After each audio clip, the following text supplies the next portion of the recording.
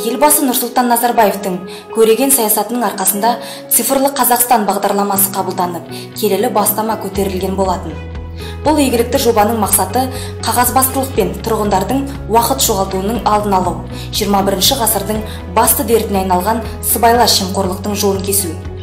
Аталған бағдарлама аясында Айдынды Алакөл ауданында да ілкімді істер атқарылып, біршама жұмыс бір жүйеге келтірілді. Өңір орталығынан шалғай орналасқан ауыл азаматтарынан мемлекеттік қызметке деген қолжетімділікті арттыру мақсатында округ әкімдіктері мен мектеп ғимараттарында өзіне өзі қызмет көрсету бұрыштары ашылды. Бұл бастаманың мүмкіндіктерін барынша қолданып жатқан елді мекендердің бірі Қайнар ауылдық округі.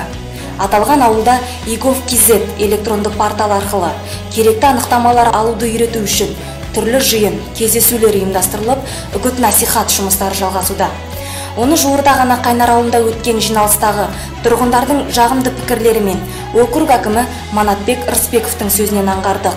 Қайнар ауылдық округінде қазіргі электронды форматта жұмыс істеу қарқынды дамып келе жатыр. Өздеріңіз көріп отырғандай, қазір ауылдық округтерде осы бұрышы ашылды. Ауылымыздың Қайнар ауылдық орталық мектебінде де бар. Қазір халыққа түсіндірме жұмыстары жүргізіліп, өздерінің сұраныстарына, түсінбей жатқан сұрақтарына тиісті мамандар жауап беріп жатыр. Аталған кездесуде аудандық мемлекеттік қызметтер мониторингі және ақпараттық технологиялар бөлімшесінің басшысы Ерлан Ерболұлы мен халыққа қызмет көрсету орталығының мамандары келеді порталы арқылы қызмет алу жолдарын түсіндіріп өтті. Мемлекет тарапынан ұсынылған жаңа мүмкіндікке ауыл тұрғындары да дән риза. Цифрлы Қазақстан бағдарламасын елбасымыз бекер қол алған жоқ. Электронды үкімет дегеніміз бұл халыққа өте тиімді, пайдалы.